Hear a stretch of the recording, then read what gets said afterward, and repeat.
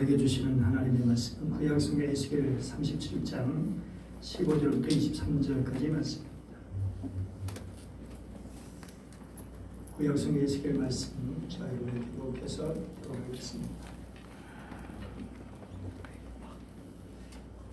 여호와의 말씀이 또 내게 임하여 이르시되 그 위에 유다와 그 짝 이스라엘 자손을 쓰고 또 다른 막대기 하나를 가지고 그 위에 에브라임의 막대기 요셉과 그 짝 이스라엘 온 족속이라 쓰고 그 막대기들을 서로 합하여 하나가 되게 하라. 내 손에서 둘이 하나가 되리라. 내 민족이 내게 말하여 이르기를 이것이 무슨 뜻인지 우리에게 말하지 아니하겠느냐 하거든.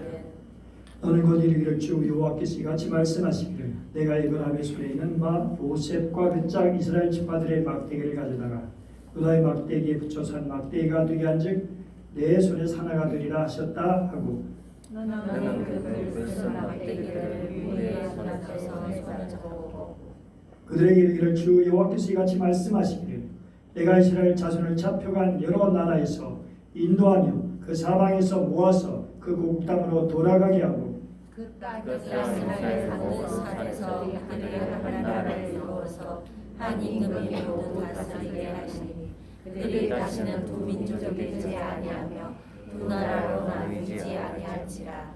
그들이 그 우상들과 가증한 물건과 그 모든 죄악으로 더 이상 자신들을 더럽히지 아니하리라. 내가 그들을 그 범죄한 모든 처소에서 구원하여 정결하게 한즉 그들 내 백성이 되고 나는 그들의 하나님이 되리라. 아멘. 찬양입니다.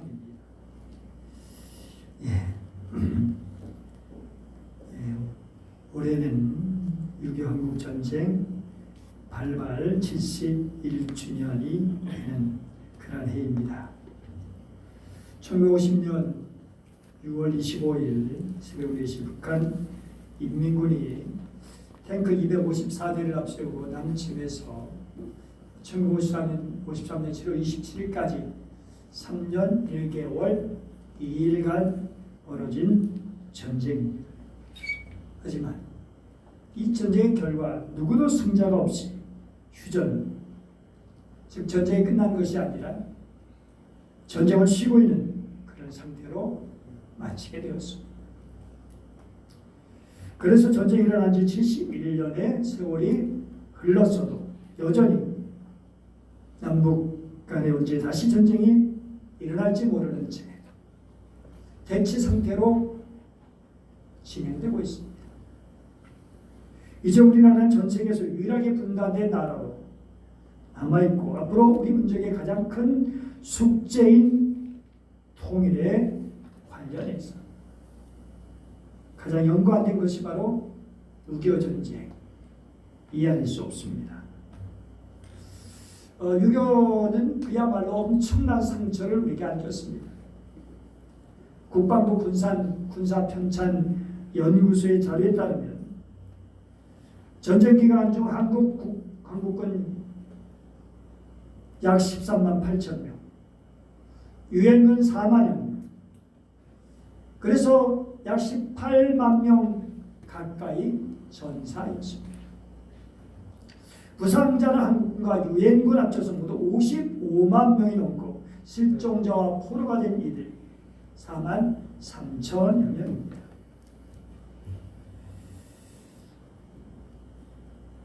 북한의 경우 사망자 부상자 52만 명, 실종자와 포로가 약 12만 명, 그리고 중국은 사망자가 약 15만 명, 부상자 80만 명, 실종 및 포로가 2만 5천 명이 넘는다고 합니다.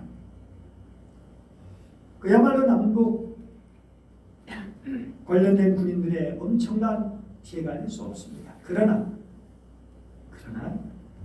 민간인들의 피해는 더 컸습니다.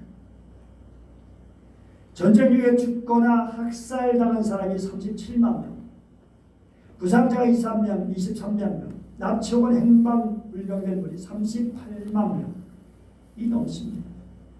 그러니까 100만 명이 넘는 사람이 피해를 당한 것입니다. 이것은 남한말의 자료이죠. 북한이 발표한 자료에 따르면 북한 역시 150만 명, 인명피해가 있었습니다. 당시 우리나라 인구가 2천만 명이 조금 넘었다고 하니까 10명 중 1명 이상이 전쟁으로 죽거나 부상을 당하거나 포로가 되거나 행방불명이 되었다는 사실입니다. 전쟁으로 인해서 피난민이 320만 명, 미망인이 된 분이 30만여 명, 전쟁과가 10만여 명, 이산 가족이 무려 1,000만여 명.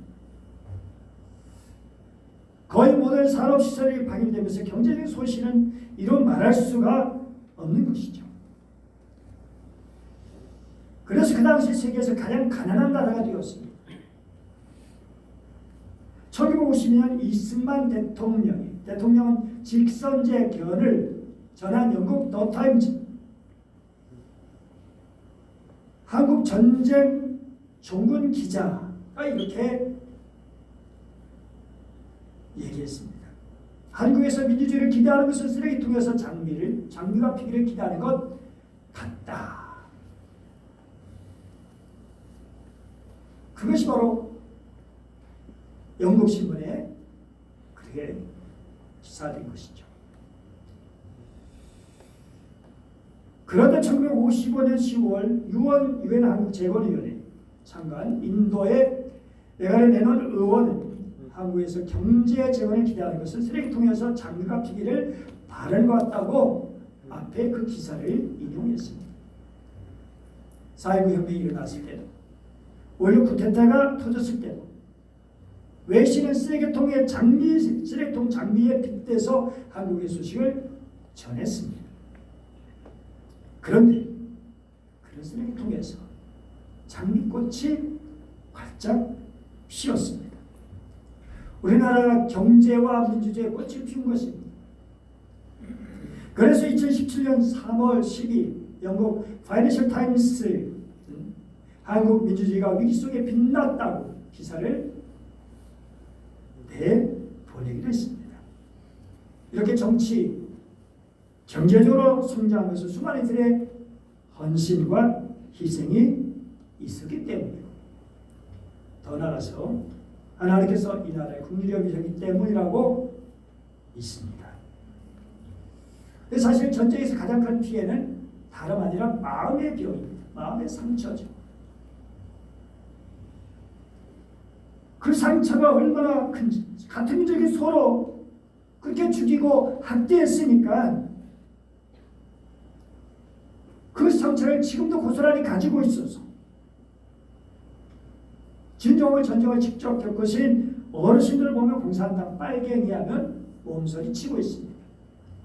그것을 정치인들이 이용해서 그렇지 직접 전쟁을 겪은 우리 부모 세대들의 심정은 어땠는지 전쟁의 참혹성을 볼 때 그것을 어느 정도 이해할 수 있습니다. 그럴 수 있죠. 정말 그럴 거야.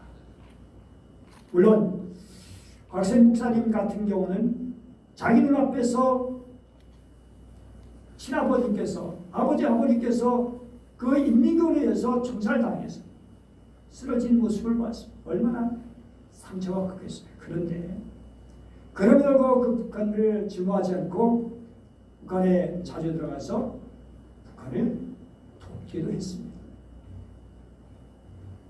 그러니 북한에서도 정말 고마운 마음을 가졌었죠. 어쨌든 지금도 이산 가족들은 고향과 가족을 이어지는 데 대한 아픔, 그 상처를 가지고 가족에 대한 그리움으로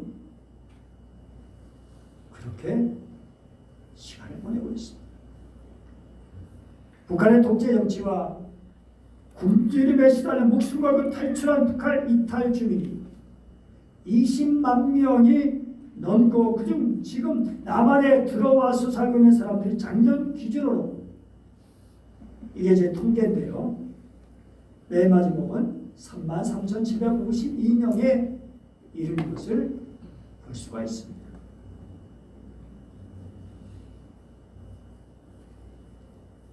이 사람들은 당연히 자기가 살던 그것이 정들고 거기에 살고 싶은 마음이 있는 사람들이지만 그러나 어쩔 수 없이 정말 견디지 못해 굶주림을 견디지 못하고 이런저런 고통을 참지 못해서 결국 여기까지 오게 되는 것이죠. 탈북자들 대부분이 중국도에서 숨어지거나 노예처럼 대우받으면서 살고 있죠. 우리나라에 들어와 있는 이런 분들도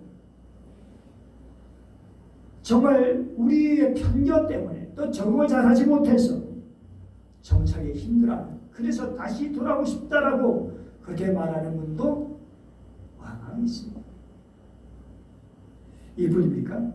왜냐, 엄청난 국방비가 책정되고 우리 아이들이 의무적으로 입대해서 유사시설소를 총칼을 겨눌 수밖에 없는 상황이고, 북한 핵무기 개발의 열을 올리면서 한반도 긴장이 심화되었죠. 오랫동안 한반도 긴장 지속 가운데 2018년, 2019년 가까이 이런저런 정상회담이 있었던 것을 볼 수 있습니다. 그래서 이런 일로 인해서 우리 가슴에 정말 기대와 설렘이 있기도 했었지만, 그 결과 너무 안타깝고, 북한과 미국, 중국, 러시아, 일본이 자국 이익 중심으로 부딪히면서 불안하고 긴장된 그런 상황이 또다시 진행되었습니다. 이는 그만큼 우리나라 평화, 우리나라 통일이 만만치 않다는 것을 여실히 보여주고 있는 거죠. 이제 다시 북한에서 대화에 관심 있는 것처럼 보이고, 조 바이든 미국 행정부에서 북한 외교를 총괄하는 성김 국무부 대북 특별대표가 지고 처음으로 어제 우리나라 방문했고, 정부도 조심스럽게 비핵화 협상과 남북관계 진전에 대한 기대감을 드러내고 있습니다. 모든 것이 잘 돼서 비핵화와 종전 선언이 이루어지고 항구적인 평화와 통일이 이루어지기를 간절히 바랍니다. 어쨌든 그 또한 여러 면에서 이루어지고 있는 그런 아픔과 상처들, 그 피해를 끝나려면 통일이 이루어져야 합니다. 박근혜 정부 때 알고 한 말인지 모르겠지만 통일이 대박이다 라는 말을 했습니다.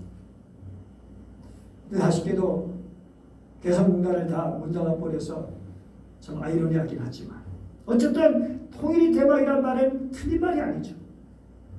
지금 국력 손실이 상쇄될 뿐 아니라 통일 비용의 수백 배의 효과가 일어난다는 것, 전문가들이 일치된 견해입니다.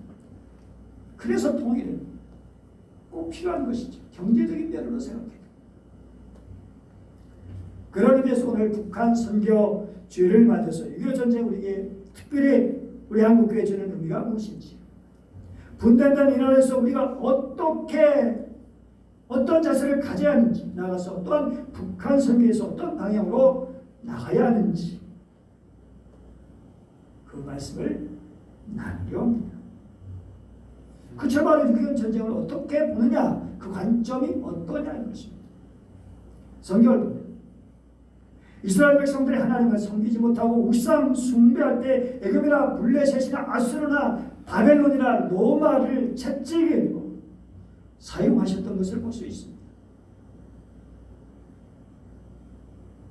그런데 하나님은 채찍만 드신 것이 아니라 그들의 죄에서 돌이키고 회개하고 정말 돌아오기를 원하셨죠. 그래서 채찍과 함께 회복의 소망의 말씀도 함께 주셨죠. 역대하 7장 14절, 하나님께서 솔로몬에게 밤에 말씀하신 것입니다. 내 이름을 걷는 내 백성이 그 악한 길에서 떠나 스스로 겸비하고 기도하여 내 얼굴을 구하면 내가 하늘에서 듣고 그 죄를 사하고 그 땅을 고칠지라. 그렇습니다. 그렇게 이스라엘 백성들이 회개하고 하나님 앞에 바로 서면 다시 하나님께서 그들을 회복시켜 주시고 보호하시고 강한 나라를 만드셨던 것이 성경의 확실한 증언입니다. 물론 이스라엘과 우리 경우는 똑같이 보기는 어렵습니다. 그럼에도 불구하고 동일하게 볼 수 있는 것이 교회입니다. 즉 한국 교회가 바로 서면 하나님의 한국을 강하게 쓰시고 한국교회가 범죄하며 하나님의 책벌을 받았다는 것이 성경적으로 들리지 않는다는 것입니다. 지금 우리나라 어려움에는 대통령을 비롯한 여야 정치인들, 악덕 재벌, 경제인들, 불의한 판검사들, 그들의 잘못이 큽니다.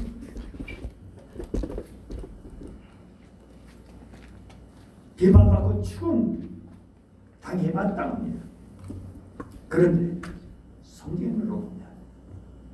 하나님은 당신을 모르는 애굽의 바로나 로마 황제를 보시는 것이 아니라 오직 하나님을 알고 있는 백성들의 행함을 보시고 상고를 정하신다는 겁니다. 아간의 범죄 때문에 이스라엘 군대가 패배하거나 요나 하나의 잘못 때문에 그 배에 수많은 승객의 풍랑을 만나게 되었습니다. 반대로 엘리야 하나 때문에 큰 가뭄에 해소되고 바울 하나 때문에 모든 승객들이 죽음의 풍랑에서 구원받지 않았습니까? 그런 의미에서 한국교회의 책임이 너무나 막중합니다.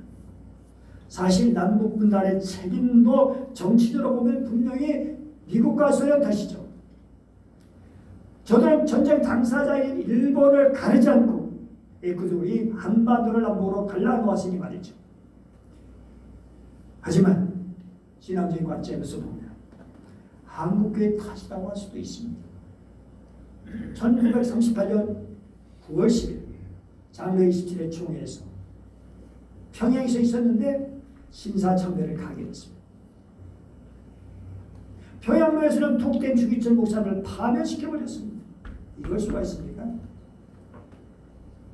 이 사진을 보면 총회에서 결의하고 평양 신사를 참배하는 장로 총회 대표들을 볼 수 있어요. 얼마나 정말 말도 안 되는 그런 짓을 우리 대표들이 전혀 많았어요. 이 소식을 들은 주기철 목사님 통곡하셨어요. 자기가 파면된 그것 자체가 슬픈 것이 아니라 신사참배를 결해서 하나님께 큰 범죄를 하고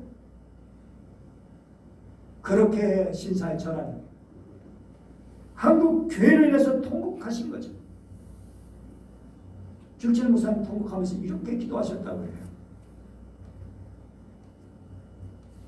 아, 내 주 예수 이름이 땅에 떨어집니다. 평양아, 평양아, 동방의 새 예루살렘아, 영광이 내게서 떠나가도다.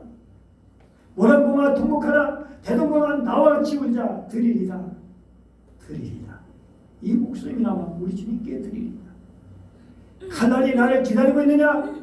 나는 그 칼날 향해서 나가리라. 누가 능히 우리를 그리스도의 사랑에서 끊으리요? 환난이나 곤고나 기근이나 적신이나 위험이나 칼이랴. 죽고 100번 다시 죽어도 주님을 향한 대의 정절 변치 아니하리이다. 십자가, 십자가, 주리심 십자가 앞에 이 몸도 드리리이다. 그 기도대로 주기철 목사님은 영광스러운 순교기를 거두셨고 동방의 예루살렘을 했던 평양은 하나님의 영광이 떠나고 해방과 더불어 인민군의 북한을 점령하면서 곳곳에 있던 교회당의 십자가가 끌어내려지고 교회당은 공산당의 사무실이나 포사포 진지가 되고 말았던 것입니다. 유교정제도 그런 관점에서 해석할 수 있죠. 해방이 되고 나서 신사참배에 참여한 자들과 그렇지 않은 사람, 교회들, 그런 지도자들끼리 싸우고 얼마 전에는 보수주의와 진보주의가 신학 관계 때문에, 신학 문제 때문에 계속 싸우더니 1950년 4월 20일, 그러니까 6.25 전쟁이 일어나기 2달 전, 작년 총회가 열렸는데 두 쪽으로 쫙 갈라져 버렸어요. 얼마나 총회가 난장판이 되었는지. 경찰들이 싸움을 말릴 정도로 치욕적인 총회 모습을 보였습니다.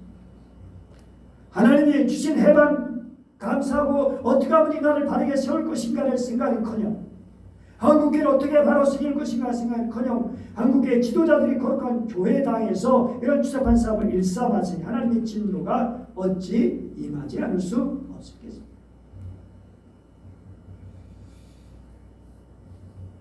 이스라엘 백성이 바로 서면 하나님의 도심이 강하게 나타나고 배신하고 우상 숭배에 빠지면 하나님의 진노하심이 나타나는데 마찬가지로 한국교회가 바로 서면 한국도 바로 서게 되는데, 많은 뜻이는 분들이 우리나라 6월절을 8.15 같고 호예 바로 사건은 6.25 같다고 말을 합니다. 그렇다면 아직도 광야를 지나면서 우리는 71년 동안 연단을 받고 있는 중이라고 할 수 있습니다. 그런데 우리는 아직도 탐욕의 우상을 숭배하면서 그 죄악을 돌이키지 않고 있으니, 그러므로 이제 우리 한국교회부터 느헤미야처럼 죄를 대신, 민족의 죄를 대신 회개해야 하는 것이죠. 지구철 목사님처럼 이 나라 한국교회 하나님의 영광이 떠난 일이 없기를 가슴을 치며 회개하고 하나님의 긍휼을 구해야 하는 것이죠. 더불어 우리 가운데 만연한 탐욕과 우상 숭배를 제하고, 우상들을 제하고, 돈이 우상 숭배, 명예가 권력이 우상입니다. 이러한 것들을 제하고 종교개혁자들이 미친 것처럼 다시 복음으로 돌아가야죠. 다시 본질로 돌아가야죠. 오늘도 올바른 믿음과 삶의 개혁이 있어야 하는 것이죠. 그럼 어느 날 갑자기 하나님께서 우리에게 통일을 허락하시지 않으실까요? 바벨론 포로로 끌려간 이스라엘 백성들이 곡으로 돌아간다는 것은 그야말로 불가능한 것처럼 보였죠. 그런데 하나님이 역사하시니까, 하나님이 허락하시니까 그 당시 세상 정치 지도자 페르시아 고레스 왕의 칙령에 따라서 주전 538년 70년 만에 바벨론으로 돌아오는 일이 있게 되었습니다. 이게 꿈꾸는 것 같아서다. 우리 위해서 대사를 행하셨도다. 꿈이냐 생긴다. 자기 얼굴을 막 볼을 꼬집고. 그런데 이미 에레미야 선지자를 통해서 예언을 맞죠. 선지자를 통해서 말씀하신 거죠. 지금 우리가 그렇지 않습니까? 정치적으로 강력한 정치도 강력한 군사력으로 통해서 풀지 못하는 남북 문제, 이 매듭을 풀 수 있는 분은 오직 하나님뿐이십니다. 그러면 한국교회가 하나님 앞에 민중의 죄를 대신 지고 철저히 회개하는 일이 필요하죠. 통일을 위한 노력이 필요한 것이죠. 우리 함께 분단 국가였던 통일이 그 좋은 예입니다. 1990년 10월 8월 31일 동서북 대표가 통일조약에 조약했고 10월 3일날 동독의 5개 주가 소독으로 편입되면서 분단 45년째 되던 통일이 이루어지게 되었습니다. 베를린 장벽이 무너뜨리고, 제가 베를린 장벽 저도 가봤는데 아직도 그 일부 흔적을 그대로 남겨두었어요. 그 벽들, 정말 우리나라 아직도 분단 역사를 보면서 얼마나 마음이 가죠. 주여 우리에게도 이런 역사를 주시옵소서. 휴전선이 정말 무너진 역사죠. 그런데 그 주도적인 역할이 누가 있냐라는 거예요. 정치인도 기업인도 아닌 바로 독일 교회였습니다. 동서독의 독일교회는 분단 후 계속해서 하나님 민족 하나의 교회에 대한 비전과 소망을 제시했고 실제로 동서독 전체를 하나로 아우르는 단일 교회를 구성했어요. 그러면서 2차 대전을 일으킨 나치에 대해서 한 가지 못하고 침묵하고 오히려 동조하기 있게 됐던 독일 교회를 하나님 앞에 철저히 회개하고 지금의 분단 고통의 그 죄로 인한 결과임을 고백하게 되었습니다. 국민들 앞에서. 그러면서 온 나라가 2차 대전의 과를 청산일에 참여하도록 촉구했습니다. 나치 흔적을 지우자. 나치 흔적을 철저히 회개하자. 나치 전범들을 체포해서 죄를 묻고 유엔들과 피해를 입은 민족들과 나라들에게 진심 어린 사과를 하고 보상을 하고, 우리나라는 여전히 친일의 흔적을 지우지 못해서 옛날에 우리 어떤 제가 시골교회 있을 때 어떤 할아버지가 그래요. 아니 설거지도 안 하고 밥 먹으면 밥이 맛있어? 우리나라 설거지 안 하고 지금 계속 있다는 거예요. 그런 가운데 독일 교회는 매년 평화 기원을 위한 기도를 열었고 마침내 동독내에서 비폭력 민주화 운동을 이끌어냈고 계속해서 평화적인 통일을 위해서 동서독교회가 협력하면서 통일 운동을 주도해 나가기 시작했습니다. 그런 가운데 1898년 가을 동독 라이프치 성 니콜라이 교회에서 월요 기도회가 열렸는데 그때 우리는 하나의 민족이라는 구호로 통일에 대한 국민적 열망을 이끌어냈어요. 그런즉 구소련의 해체와 함께 동서냉전 체제가 붕괴되는 등의 국제 정세의 변동이 있었고 마침내 베를린 장벽을 무너뜨리는 분단 45년 만에 독일을 이룰 수 있게 되었습니다. 그래서 독일 사람들은 물론 독일 통일을 연구하는 사람들은 교회의 역할을 말하지 않을 수 없습니다. 독일 교회가 통일의 길을 열었다는 거죠. 하나님 앞에서 민족과 교회의 죄악을 끌어안고 회개하면서 하나된 교회, 하나의 민족 위해서 기도하고 노력하면서 국민들의 마음에 통일에 대한 갈망을 끌어내고 동독의 문을 연 독일교의 역할이 있었기에 하나님께서 그들에게 통일을 허락하신 것이죠. 물론 독일과 우리 상황은 많이 다르죠. 옷이 더 복잡하고 엉켜져 있죠. 그럼에도 불구하고 우리가 역사의 주관자이신 하나님을 믿는다면 우리부터 개혁해야 하고 통일을 위해서 한국교회가 하나 되어야 할 것입니다. 그런데 너무 지금 한국교회가 갈라져 있어요. 보수와 진보로 갈라져 있고 이념으로 갈라져 있고 너무 생각이 다른 하나님을 믿는 것 같아요. 어떻게 한 하나님을 믿는데 어떻게 한 성경을 보는데 그렇게 다른 관점인지 정말 우리는 이민족의 죄를 가슴으로 끌어안는 한국교회의 죄를 가슴으로 끌어안고 이미 평양교회에서는 옛날 그 죄를 다 공식적으로 회개하고 주일장 목사님 복권시키는 일을 다 하긴 했죠. 북한 선교를 우리가 지혜롭게 지속적으로 해결하는 일이 필요하죠. 지금 북한이라는 견고한 성벽 금이가고 곳곳이 무너져가고 있다는 사실입니다. 그 무너지고 갈라진 틈을 먹을 것을 집어넣어주고 복음을 전해주는 일이 필요하죠. 평양에 하나님의 영광이 떠났지만 아직도 평양에 크리스천들이 남아있습니다. 그들이 숨어서 예배를 드리고 있죠. 어떤 영상을 보니까 북한의 지하교회 성도가 하나님 앞에 회개하며 민족을 위해서 그리고 남한의 교회를 위해 기도하는 거 볼 수 있어요. 그들이 남한 교회를 염려하면서 기도하고 있어요. 그렇습니다. 남과 북의 크리스천들이 한국교회의 죄를 회개하고 이민족의 죄를 회개하면서 하나님의 긍휼을 구하고 통일을 위한 하나된 노력을 하는 것이 필요하죠. 그럴 때 하나님께서 이 민족을 국리적 위해서 휴전선이 갈라지고 북한 땅이 열리는 기적을 행하실 겁니다. 오늘 특별히 에스겔 37장 말씀 얼마나 가슴을 뜨겁게 하는 거죠. 이 말씀 하나님께서 에스겔 선자에게 하라고 하신 말씀이면서 동시에 예언적인 약속입니다. 16절 같이 한번 읽어볼까요? 시작. 인자는 막대기 하나를 가져다가 그 위에 유다와 그 짝 이스라엘 자손이라 쓰고 또 다른 막대기 하나를 가지고 그 위에 에브라임의 막대기고 요셉과 그 짝 이스라엘 온 족속이라 쓰고 앞에서 성령으로 마른 뼈들이 회복되는 그런 놀라운 환상을 보여주시고 이어서 말씀하시는 거예요. 막대기 거기다가 이름을 써라.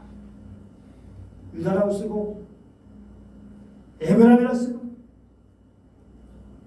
요셉과 그 짝 이스라엘 온 족속 위에는 유다와 그 짝 이스라엘 자손.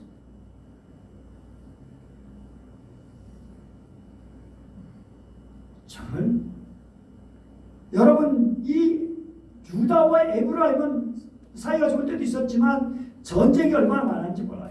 열왕기상 역대기를 보면 같은 민족이면서 전쟁을 하고 신앙적으로도 저 이스라엘은 완전히 우상을 섬기고 남쪽으로도 또 유다도 엉망일 때도 있었지만 어쨌든 여러 가지로 동질감이 사라지고 완전히 등을 돌리고 싸우고 도저히 하나 될 수 없는. 그런데 하나님은 그런 하나 되게 하라고 말씀하시는 거죠. 에스겔은 그렇게 반문할 수 있어요. 아니 도대체 이게 말이 됩니까? 이미 다 또 이 나라들 다 이 사람들 이 남쪽 북쪽 다 포로가 돼서 다 이제는 존재도 이렇게 힘이 없는데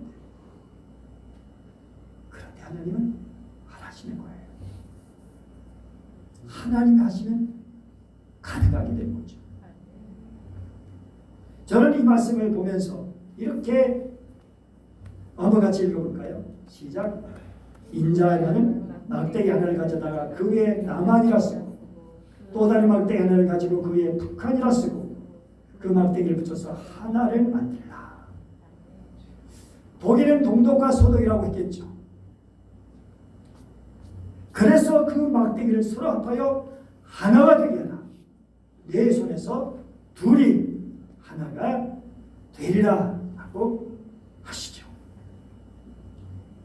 사랑하는 여러분, 손이 왜 손일까요?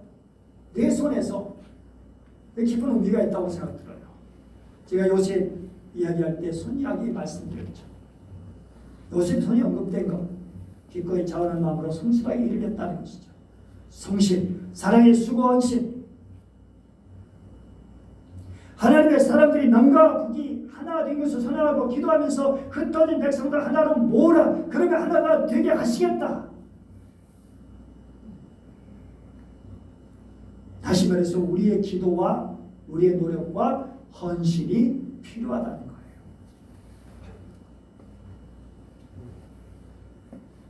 통일을 위해서 노력하고 헌신한 한국교회, 바로 여러분의 수고 헌신을 통해서 나눠진 남과 북이 우리 손을 통해 다시 하나 합쳐지는 은혜가 있게 된다는 사실을 보여주고 있는 겁니다. 이문수 목사님, 제가 오늘 밴드에 그 영상을 님께서 올렸죠. 이분은 북한에 20년 동안 사역했던 김정일의 지시에 의해서 허락에 의해서 샅샅이 들어갔어요. 북한식으로. 북한에 그냥 장군들도 당 간부들도 가까운 그런 지역까지 들어가면서 버젓이 교회 이름을 쓰고 버젓이 십자를 붙이고 버젓이 성경 구절을 다 해도 제지할 수 없습니다. 이문수 목사님이죠. 이분이 나중에 2년 6개월 정도 노동교화용을 받게 된 그런 사연도 있었죠. 어쨌든 간에 이분이 하는 그런 얘기를 여러분 유튜브로 한번 보십시오. 밴드를 통해서 연결된 것을. 이 목사님의 간증을 통해서 보면 오랫동안 서독이 동독을 도왔는데 서독 정부가 동독 주민들을 굶어지지 않도록 1년에 한 사람당 한 말 정도의 식량을 보냈다는 거예요. 그리고 서독교회가 동독에 있는 지하교인들과 목회자들 돕기 위해서 이 10년 동안 4,770만 마르크를 모금했는데 당시 돈으로 200억이라는 거예요. 왜 돈? 결국 사랑이 흘러간 다음 아무도 예측할 수 없었던 시간 하나님의 통일을 선물로 주셨다는 거예요. 헌신과 섬김, 통일을 선물로 주신 하나님. 소독교회의 헌신과 섬김, 예수님의 사랑을 마침내 이뤄낸 통일. 이 목사님이 하신 말씀, 특별히 그 인민군들에게도 이제 라면을 이렇게 전해줬는데 그렇게 지고심에 갇혀있는 인민군의 그 얼굴에서 그 라면을 받고 그 얼굴이 확 변해가지고 그렇게 동경심으로 바뀌는 모습을 봤다는 거예요. 북한은 사실 너무 예수 믿기 좋은 구조라는 거예요. 왜냐하면 그 교리, 그 체제 이런 그런 것들이 자 교회 성경에서 다 적용했었기 때문에 거기에 하나님을 삭대고 김일성, 김정일이 들어가 있기 때문에. 그래서 이들이 가짜인 것만 알면 신이 아니라는 것만 알면 결국 그들은 너무도 예수 믿기 쉽다는 거. 그리고 그분들은 순수하기 때문에 세상 물정을 모르기 때문에 정말 만나는 분들을 찾아가면서 얘기하고 올 때 그들이 변화되고 그런 모습들을 많이 봤다. 사랑. 그래서 결국 사람을 변화시키는 것은 결국 사랑밖에 없구나. 물론 사랑을 다르게 하면 몸이라고 할 수 있죠. 19절 보십시오. 그런데 같이 읽어보죠. 시작.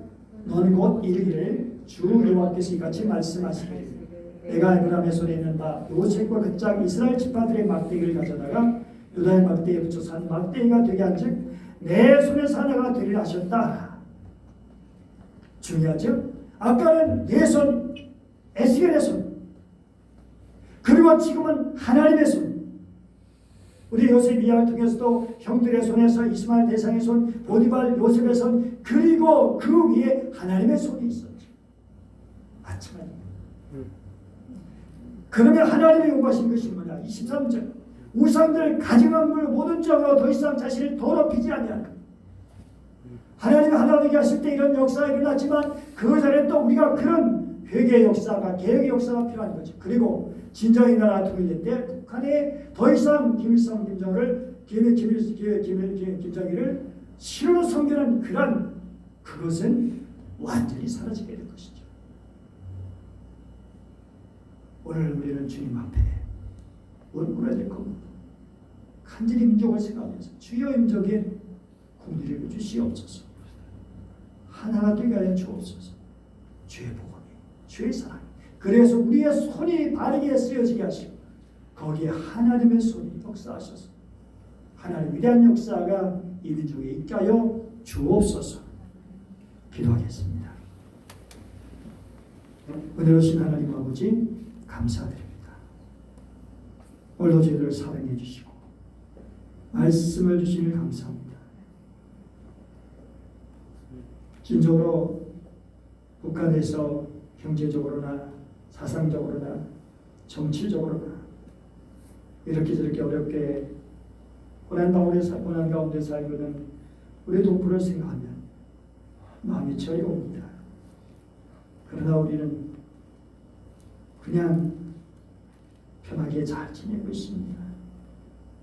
주여 이 땅을 누려 주시옵소서. 아버지 하나님의 마음은 그 북녘 동포를 사랑하시는 그 아버지의 마음으로 기도하게 하시고 한국에 어떻게 하면 그들을 도울 것인가 생각할 수 있게 해주시고 어떻게 하면 하나 되는 일에 쓰임받을까를 생각하면서 이 지역의 통일을 위해서 힘쓰게 하시고 어느 날 언젠가 통일됐을 때 너희들 한국교회는 도대체 무슨 일을 했냐고 물어볼 때 분명히 말할 수 있는 한국교회가 되기를 원합니다. 주여 붙들어 주시옵소서. 그러나 모든 것 주님의 역사에 주님 도와주시옵소서. 간절히 원하며 귀하신 주 예수님의 이름으로 기도드립니다. 아멘.